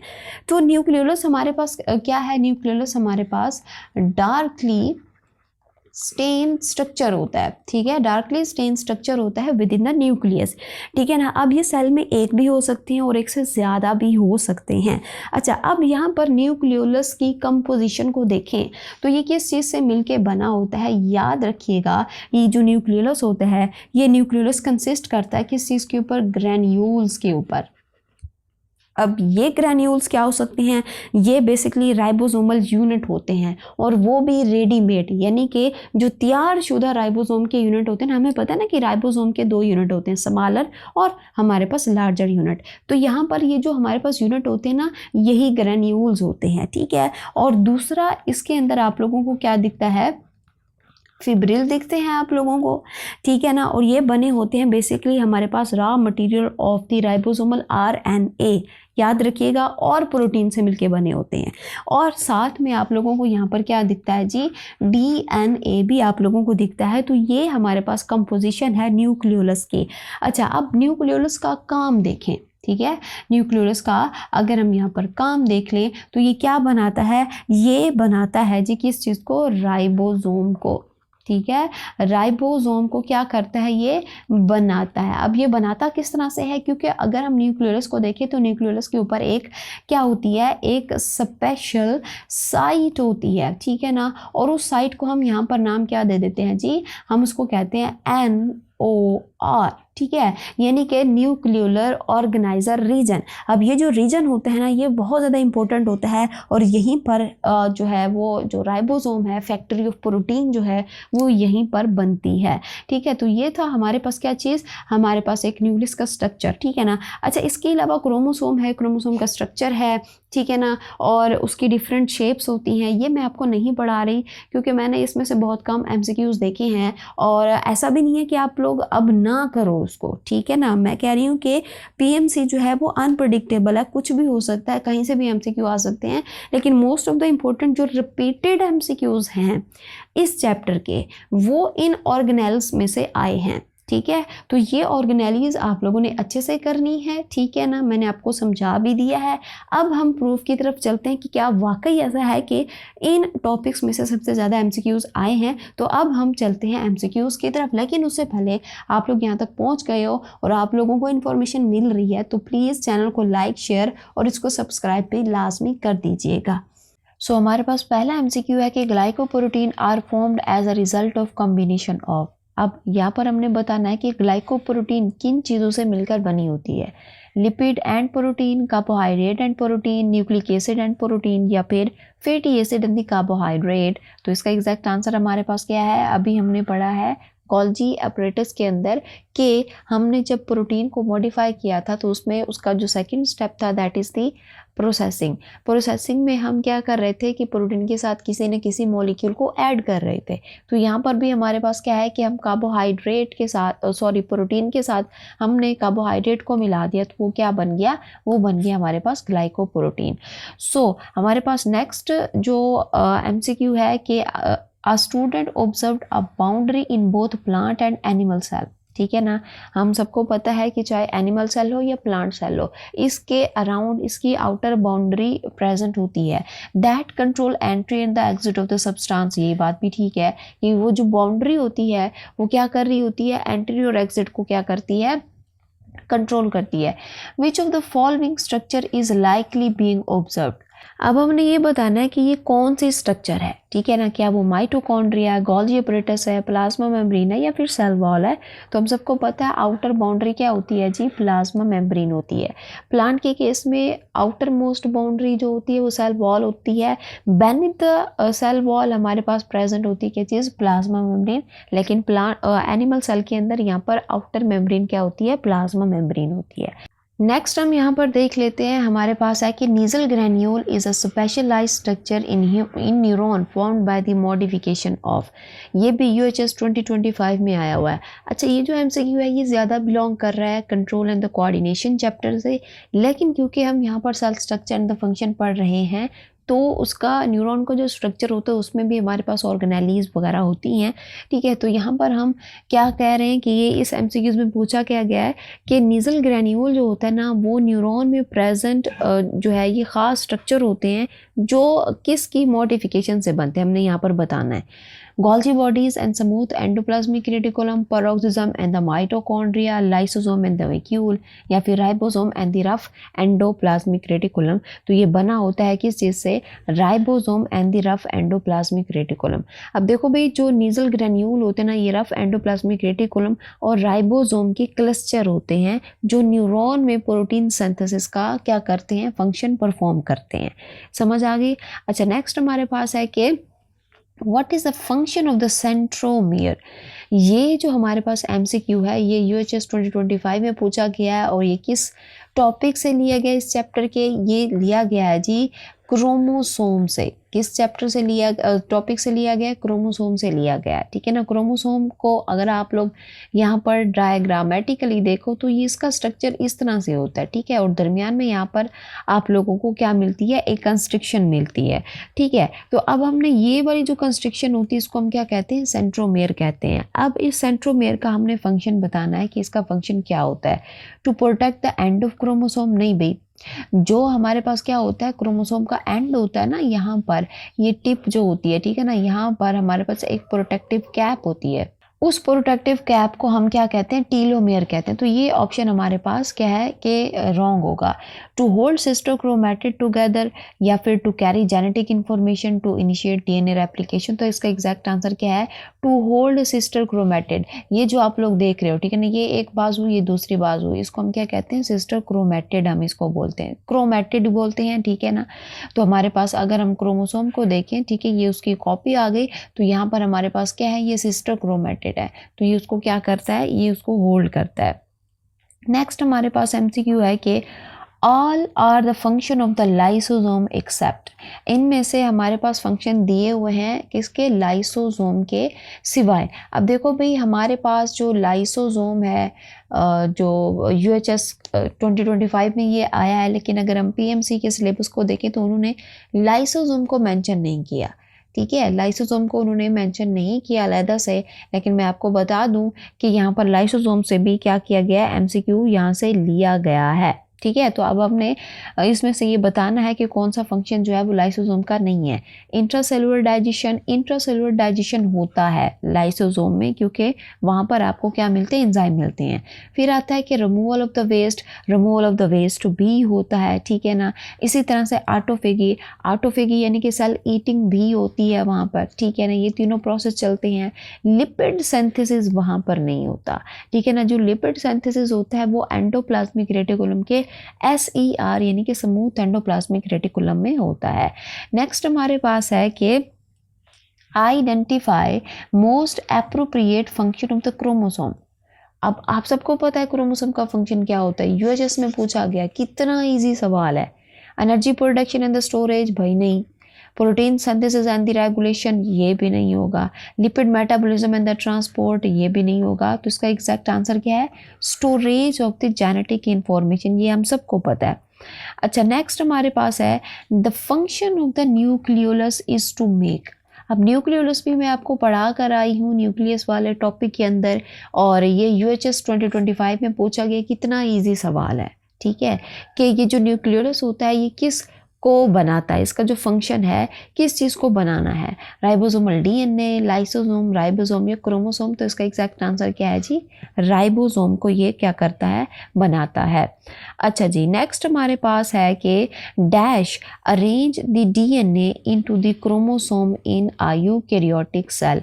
ये भी UHS 2025 में पूछा गया है। वो क्या पूछ रहे हैं कि यूकैरियोटिक सेल में DNA को क्रोमोसोम की शेप में अरेंज कौन करता है, ठीक है ना। यहाँ पर हमने बताना है कि कौन करता है। वो हार्मोन्स हैं, इलास्टिन है, हिस्टोन है या फिर न्यूक्लियोसोम है। तो हमारे पास इसका एग्जैक्ट आंसर क्या है, वो है जी हिस्टोन। देखो भाई, जो हिस्टोन प्रोटीन होती है ना, ये DNA को रैप करके कंपैक्ट बनाती है, जिससे क्रोमोसोम स्ट्रक्चर तैयार हो जाता है, ठीक है। तो आप लोगों ने ये याद रखना है कि क्रोमोसोम के स्ट्रक्चर में हमने हिस्टोन का भी जिक्र किया था। जब मैंने वन शॉट पढ़ाया था तो वहाँ पर मैंने आपको स्ट्रक्चर जो है वो ड्रॉ करके दिखाया था कि हिस्टोन प्रोटीन यहाँ पर होती है। अच्छा, नेक्स्ट हमारे पास है कि an active athlete has more stamina of running compare to an officer of same age. यानी कि एक एथलीट है और दूसरा ऑफिसर है, दोनों सेम एज के हैं विद फिजिकल इनएक्टिव लाइफस्टाइल। एक जो एथलीट है उसका स्टेमिना ज़्यादा है क्योंकि वो रनिंग में होता है, ठीक है ना। जो ऑफिसर है वो फिजिकली इनएक्टिव है, इसलिए उसका स्टेमिना जो है वो क्या है, कम है। अब हमने बताना क्या है कि which of the following organelle has greatly increase in the muscle of the athlete. क्योंकि मसल जो एथलीट है उसके जो मसल हैं वो रनिंग कर करके ज़्यादा क्या कर रहे हैं, काम कर रहे हैं। जो ज़्यादा वर्किंग मसल होते हैं, ठीक है ना, उनमें क्या चीज़ डिवेलप हो जाती है ज़्यादा, वो न्यूक्लियस है, माइटोकॉन्ड्रिया, गोल्जी बॉडीज़ है, ये स्मूथ एंडोप्लाज्मिक रेटिकुलम है। तो इसका एग्जैक्ट आंसर हमारे पास क्या है जी, माइटोकॉन्ड्रिया, क्योंकि उसके मसल वर्क कर रहे हैं तो उसको एनर्जी भी क्या चाहिए, ज़्यादा चाहिए। और जब एनर्जी ज़्यादा चाहिए तो इसका मतलब क्या है, हमें माइटोकॉन्ड्रिया ज़्यादा चाहिए, क्योंकि माइटोकॉन्ड्रिया क्या है, power house of the cell है। ये MCQ पूछा गया कहाँ पर, UHS 2025 में। ओके, नेक्स्ट हमारे पास है कि which of the following statement best compare cell division in prokaryote and the eukaryotic cell. यानी हमने यहाँ पर ये बताना है कि प्रोकैरियोटिक और यूकैरियोटिक सेल डिवीजन का सबसे हमारे पास जो बेस्ट जो हम कहें कंपटीशन है या यूँ कहें कि डिफरेंस है, वो कौन सा हो सकता है। अब हमने बताना है कि यूकैरियोट किस तरह से डिवाइड होते हैं, प्रोकैरियोट किस तरह से डिवाइड होते हैं। यूकैरियोट डिवाइड बाय बडिंग से नहीं होते भाई। प्रोकैरियोट डिवाइड बाय माइटोसिस, ये आंसर ही गलत है, ठीक है। यूकैरियोट यूज बाइनरी फिशन हम करते हैं क्या, बिल्कुल भी नहीं करते। आप जितने भी मल्टी सेलुलर ऑर्गेनिज्म को देख लो, बाइनरी फिशन नहीं करते वो। प्रोकैरियोट बाय मियोसिस होती नहीं है उसमें, ठीक है ना। फिर हमारे पास आता है कि eukaryote divide by mitosis and prokaryote by the binary fission. तो ये हमारे पास ठीक है, ठीक है ना। ये आंसर हमारे पास क्या है, ठीक है, कि हमारे पास जो क्या होते हैं, यूकैरियोट होते हैं divide by mitosis, prokaryote divide by the binary fission, ठीक है, ये हो गया। अच्छा, नेक्स्ट हमारे पास है कि what is the chemical composition of the chromosome. ये IBA में पूछा गया, कितना इजी सवाल है। हमने बताना है कि क्रोमोसोम जो है वो किस किस चीज़ से मिलके बना है, वो बना है हमारे पास प्रोटीन एंड दी DNA से, आप सबको पता है प्रोटीनियस में कौन सी होगी, हिस्टोन प्रोटीन होगी। अच्छा, नेक्स्ट हमारे पास है कि under a microscope plant cell appeared rigid in shape. वो कह रहे हैं कि जब हमने माइक्रोस्कोप में एक सेल को देखा, किसका सेल देखा, एक प्लांट सेल देखा, तो उसकी जो शेप है वो रिजिड है, अनलाइक फ्लेक्सिबल एनिमल सेल। और उसी माइक्रोस्कोप में उन्होंने एनिमल सेल भी देखा, एनिमल सेल फ्लेक्सिबल है, which structure explain the this difference. अब ये जो डिफरेंस है, ये प्लांट सेल रिजिड है, एनिमल सेल फ्लेक्सिबल है, किस स्ट्रक्चर की वजह से होता है, सेल वॉल, वैक्यूल, साइटोस्केलेटन या प्लाज्मा मेम्ब्रेन। एग्जैक्ट आंसर इसका क्या है, सेल वॉल। सेल वॉल की वजह से प्लांट को रिजिडिटी मिल जाती है, ठीक है ना, तो जिसकी वजह से इनकी शेप हमारे पास क्या होती है, रिजिड होती है। अब अगर हम एनिमल को देखें तो एनिमल के अंदर यहाँ पर सेल वॉल नहीं होती, इसलिए वो क्या होते हैं, फ्लेक्सिबल होते हैं। नेक्स्ट हमारे पास 13th MCQ है कि a student observe a micro organism under a microscope. अब एक स्टूडेंट है, उसने देखा क्या चीज़, एक माइक्रो ऑर्गेनिज्म। कहाँ पे देखा, माइक्रोस्कोप में देखा। उसने क्या देखा कि लैक ऑफ अ न्यूक्लियस, उसका न्यूक्लियस भी नहीं है, and is made up of the single cell. यानी कि वो क्या है कि ये सिंगल सेल है, ठीक है ना, इसके अंदर कोई भी न्यूक्लियस नहीं है। Which classification would best fit this organism. अब हमने इसमें से क्लासिफिकेशन बतानी है कि कौन सी क्लासिफिकेशन इसके लिए बेस्ट होगी, यूनिसेलुलर प्रोकैरियोट, ठीक है, या फिर unicellular eukaryote, multi cellular eukaryote, या फिर मल्टी सेलुलर प्रोकैरियोट। तो इसका एग्जैक्ट आंसर क्या है, यूनिसेलुलर, ठीक है। वो क्या है कि सिंगल सेल है, सिंगल सेल वाले किस, उनको क्या कहते हैं, यूनिसेलुलर कहते हैं। अब इसमें क्या है कि लैक ऑफ अ न्यूक्लियस। अब आप सबको पता है कि जिसमें न्यूक्लियस नहीं होता वो प्रोकैरियोट है, तो हम कह सकते हैं कि इसका एग्जैक्ट आंसर क्या है, यूनिसेलुलर प्रोकैरियोट। नेक्स्ट हमारे पास आता है कि which process use messenger RNA to make protein at ribosome. यानी कि हमने बताना है कि कौन सा ऐसा प्रोसेस है जो मैसेंजर आरएनए को यूज़ करता है और राइबोसोम के पास जाता है ताकि क्या बन सके, प्रोटीन बन सके। क्या वो रेप्लिकेशन है, ट्रांसलेशन है, ट्रांसक्रिप्शन है, या फिर सेल फ्रैक्सीनेशन है, ठीक है। तो ये हमारे पास इसका जो एग्जैक्ट आंसर रहेगा वो हमारे पास क्या है जी, ट्रांसलेशन है।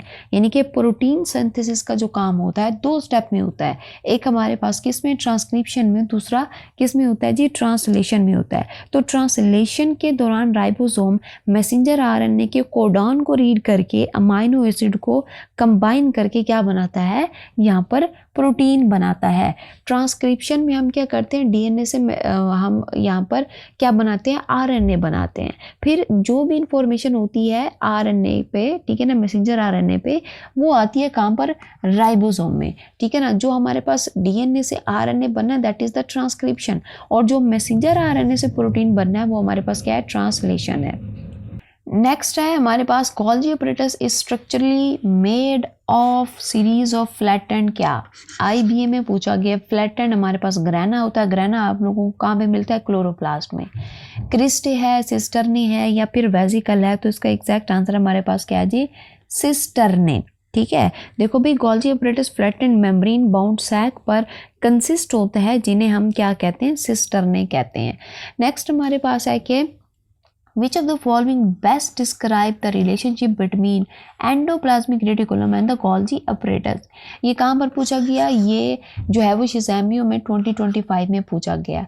अब ये MCQs जो आप लोग कर रहे हैं ना, इनको देखकर आपको यहाँ पर अच्छे से अंदाज़ा हो गया होगा कि वाकई हमारे पास ये जो टॉपिक मैंने आप लोगों को कराया MCQ से पहले, इन्हीं में से सबसे ज़्यादा क्या आ रहे हैं, MCQ आ रहे हैं, ठीक है। तो अब हमने यहाँ पर बताना क्या है कि जो हमारे पास एंडोप्लाज्मिक रेटिकुलम है और गोल्जी अपरेटस है, आपस में क्या रिलेशनशिप होता है इनका। Both endoplasmic reticulum and Golgi apparatus are completely separated organelle with no interaction. ये तो सिरे से ही गलत है।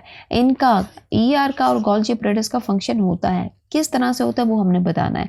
ER is the precursor organelle to Golgi apparatus because material is transported from ER to Golgi. ये हमारे पास क्या है, ये सही है, बिल्कुल हमारे पास ये जो है वो सही है, क्योंकि एंडोप्लाज्मिक रेटिकुलम जो है वो रॉ प्रोटीन को भेजता है इन द फॉर्म ऑफ वेजिकल, फिर वो वेजिकल जाती है गोल्जी अपरेटस के पास, और गोल्जी अपरेटस फिर क्या करता है, उसको मॉडिफाई करता है। तो फिर बाकी ऑप्शन पढ़ने की हमें ज़रूरत नहीं है, क्योंकि ये ऑप्शन हमारे पास ठीक है। अच्छा, आप लोगों ने ऐसा नहीं करना, बिल्कुल भी ऐसा नहीं करना।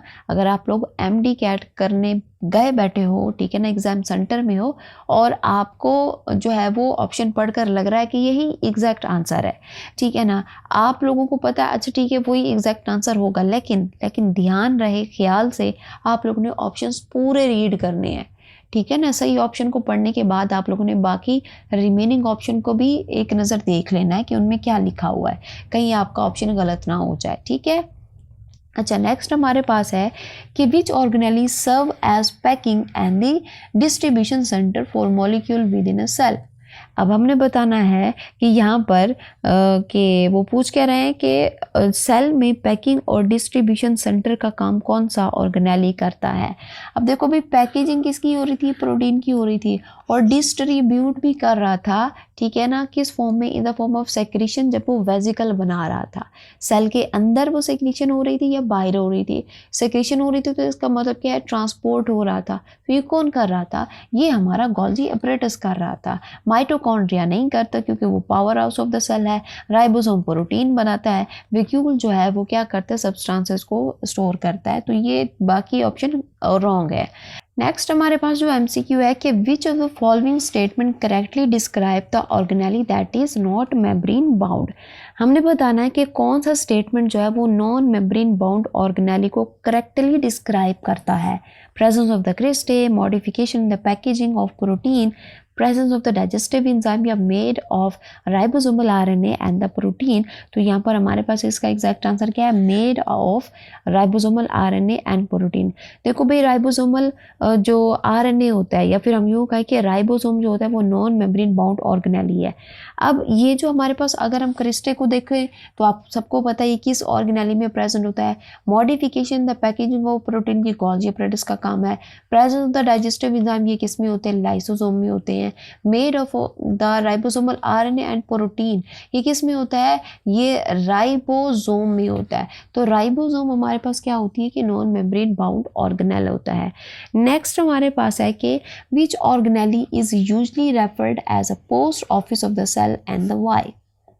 हमने बताना है ऑर्गेनेलीज में हमने जो पढ़ी, ठीक है, उनमें से हमने उस ऑर्गेनेली को बताना है जो पोस्ट ऑफिस का काम कर रही है, ठीक है, यानी कि ऐसी ऑर्गेनेली है जो कि वेजिकल को सेल के अंदर और सेल के बाहर क्या करती है, ट्रांसपोर्ट करती है।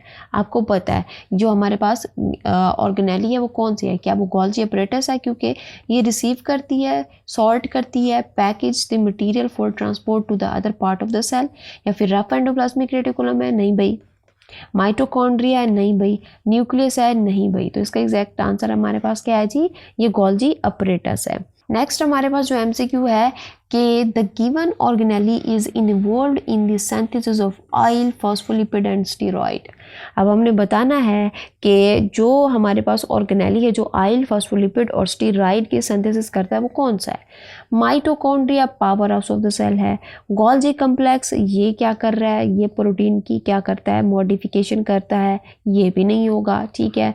एंडोप्लाज्मिक रेटिकुलम या फिर राइबोसोम को देखें तो ये प्रोटीन को बनाता है। एंडोप्लाज्मिक रेटिकुलम को देखें तो ये यहाँ पर क्या कर रहा होता है, ये जो है हमारे पास लिपिड को बनाता है। अब लिपिड को बनाना, अगर हम यहाँ पर देखें ना एंडोप्लाज्मिक रेटिकुलम, तो उसमें उसकी दो फॉर्म थी। तो कौन सी फॉर्म बनाता है, लिपिड SER बनाता है, जो कि मैं अभी बताकर आ रही हूँ आप लोगों को। ओके जी, नेक्स्ट हमारे पास है a chromosome which contain centromere at the centre is called. ठीक है ना। अब हमने बताना है ऑब्वियसली जो हमारे पास क्या होते हैं, क्रोमोसोम होते हैं, वो यहाँ पर क्या रखते हैं, सेंट्रोमियर रखते हैं, ठीक है ना। अब हमने बताना है कि जो हमारे पास सेंटर में है, क्रोमोसोम के सेंटर में, which contain centromere at the centre, इस चीज़ को हम क्या कहते हैं, हम इसको क्या कहते हैं, मोनोक्रोमेटिक क्रोमोसोम, और sorry monocentric chromosome, metacentric, acrocentric या फिर टीलोसेंट्रिक। ये जो है ये MCQ लिया गया है क्रोमोसोम से, और क्रोमोसोम की शेप को जब हमने डिस्कस किया था वन शॉट में, ठीक है ना, on the base of the centromere position.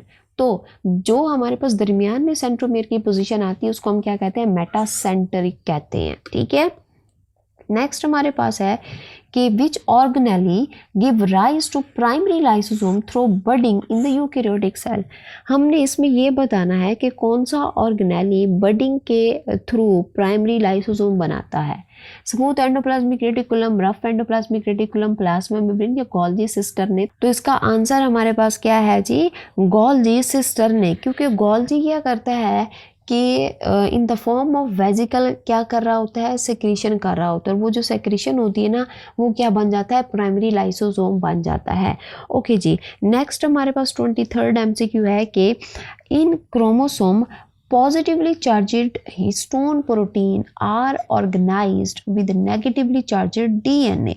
यानी कि जो क्रोमोसोम के स्ट्रक्चर होता है उसके स्ट्रक्चर में डीएनए प्रोटीन होती है। जो प्रोटीन है वो क्या है, वो पॉजिटिव चार्ज है, और जो डीएनए है वो नेगेटिवली चार्जड है। The positive charges of the histone are due to the abundance of the basic amino acid. अब ये जो अब हमने बताना क्या है कि ये जो हिस्टोन प्रोटीन है इसके अंदर जो इसका पॉजिटिव चार्ज है वो किस अमाइनो एसिड की प्रेजेंस की वजह से होता है। वो कौन सा अमाइनो एसिड है जो सबसे ज़्यादा प्रेजेंट होता है हिस्टोन में, जिसकी वजह से उसको पॉजिटिव चार्ज मिल रहा है।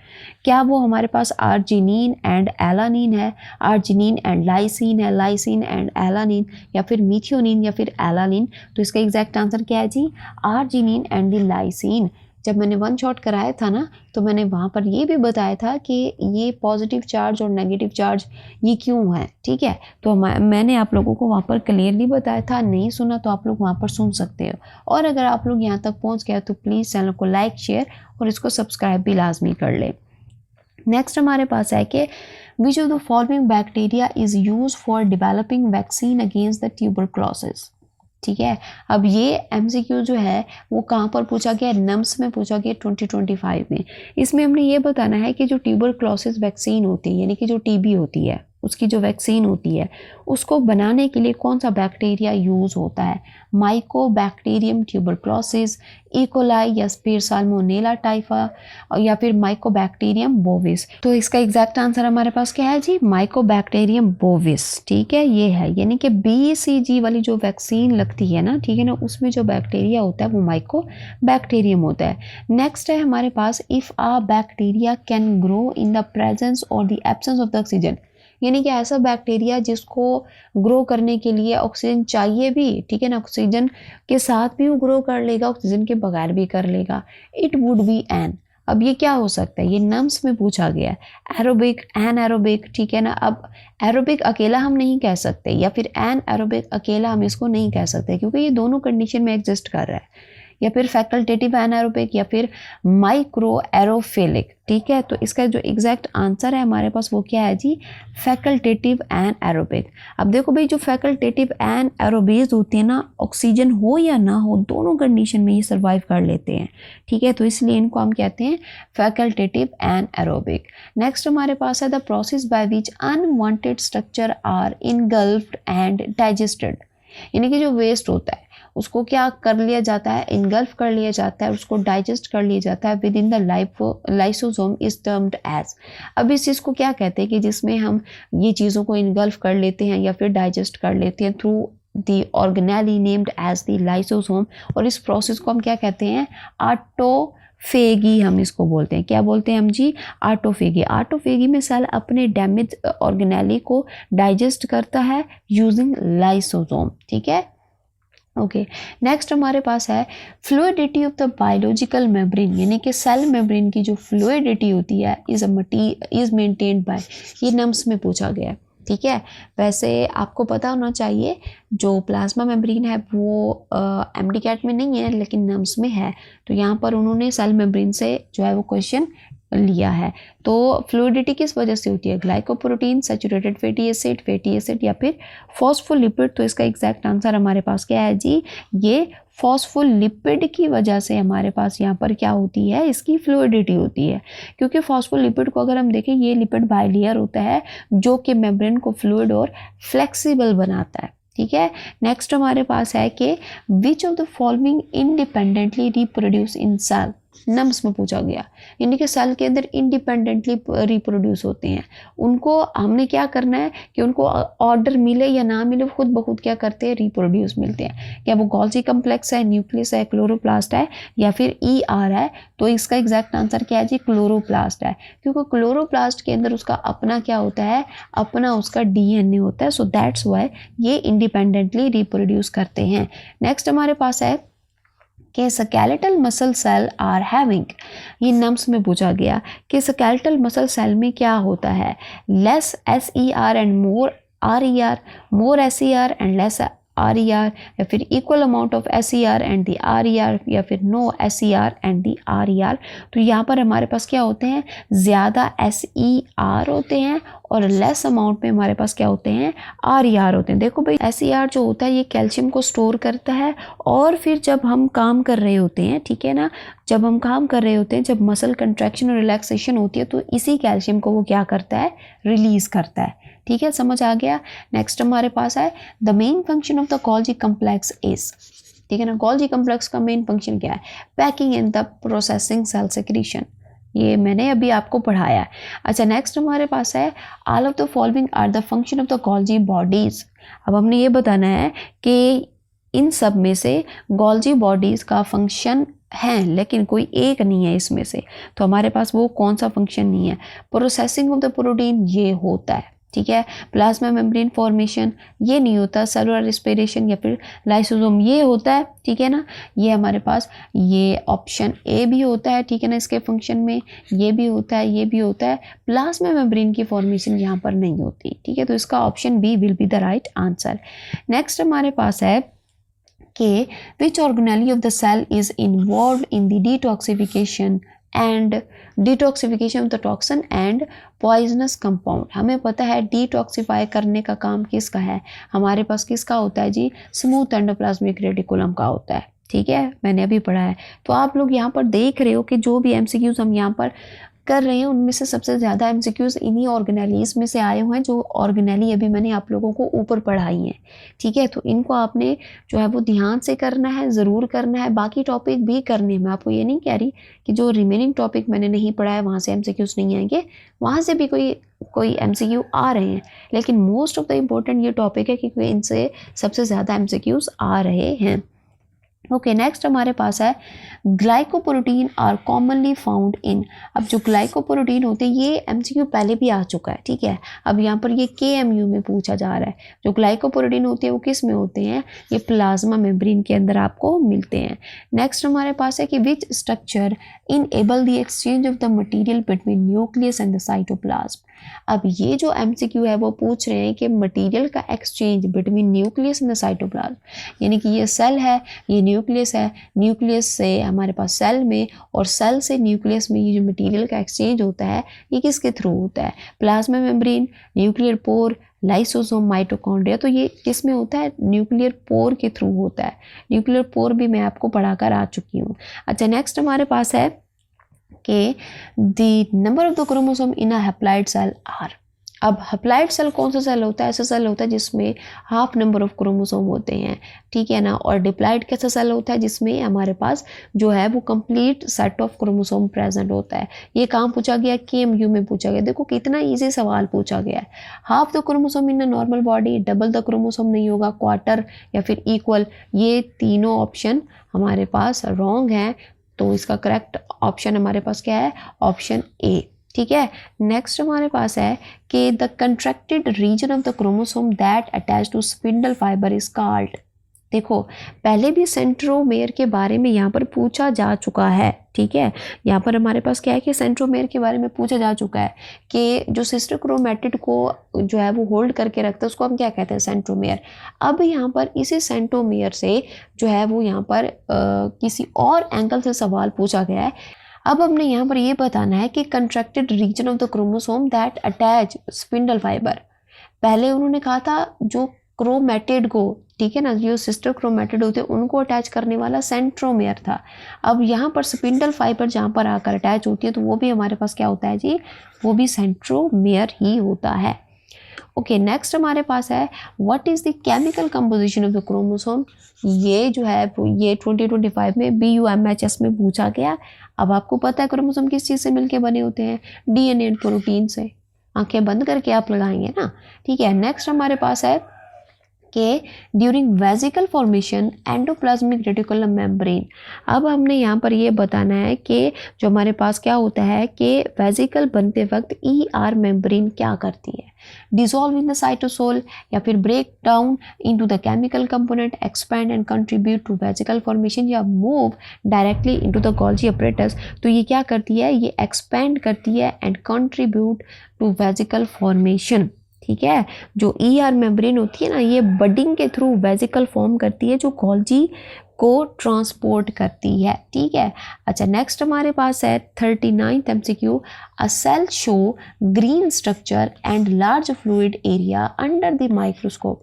देखो ग्रीन स्ट्रक्चर कौन सा ऑर्गेनेली जो है वो शो कर रहा होता है, हमें पता है जो हमारे पास एनिमल सेल और प्लांट सेल को हम यहाँ पर देखें ना, तो ग्रीन ऑर्गेनेल किस में होता है, प्लांट में होता है, ठीक है ना। और वो है भी हमारे पास क्या चीज़, फ्लूइड फिल्ड है, ठीक है।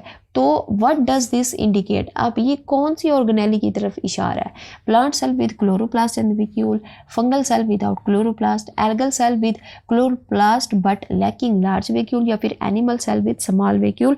तो हमारे पास क्या होता है कि plant cell with chloroplast and the vacuole, ठीक है। अब ये वैक्यूल क्या होता है, फ्लूइड फिल्ड होता है, वाटर वगैरह इसमें होता है। और जो ग्रीन है, ग्रीन किसकी वजह से है, वो इस क्लोरोप्लास्ट की वजह से है। ओके, नेक्स्ट हमारे पास है कि which option best reflect species specific chromosome number, ठीक है। अब हमने ये बताना है, इसमें से वो ये पूछ रहे हैं कि स्पीशीज स्पेसिफिक क्रोमोसोम नंबर क्या होता है।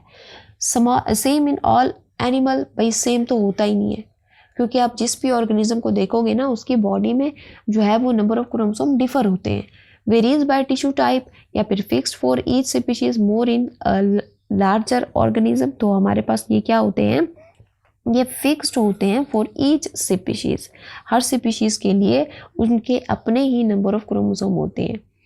नेक्स्ट हमारे पास है कि cholesterol and the phospholipid are mainly synthesis in liver by Golgi complex, mitochondria, फिर रफ एंडोप्लाज्मिक रेटिकुलम या स्मूथ। देखो भाई क्या बन रहा है, कोलेस्ट्रॉल बन रहा है, ठीक है। अच्छा, ये यहाँ पर थोड़ा लैग कर रहा है, ठीक है। तो ये कोलेस्ट्रॉल बन रहा है और फॉस्फोलिपिड किसका काम है, स्मूथ एंडोप्लाज्मिक रेटिकुलम का काम है, ठीक है। तो ये मैंने आप लोगों को बता दिया। नेक्स्ट हमारे पास और लास्ट MCQ है कि thread like single strand of chromosome that is made up of the DNA and protein is known as. अब हमने यहाँ पर बताना है कि क्रोमोसोम का थ्रेड लाइक सिंगल स्ट्रैंड जो DNA और प्रोटीन से बना होता है उसको क्या कहते हैं, क्रोमोसोम आर्म, न्यूक्लियोसोम, क्रोमोसोम या फिर क्रोमैटिड। तो इसको हम क्या कहते हैं, क्रोमैटिड कहते हैं। देखो भाई स्टेटमेंट में वो पूछ क्या रहे हैं कि सिंगल थ्रेड है, सिंगल थ्रेड है। सिंगल थ्रेड जो बहुत क्या होता है, बारीक होता है।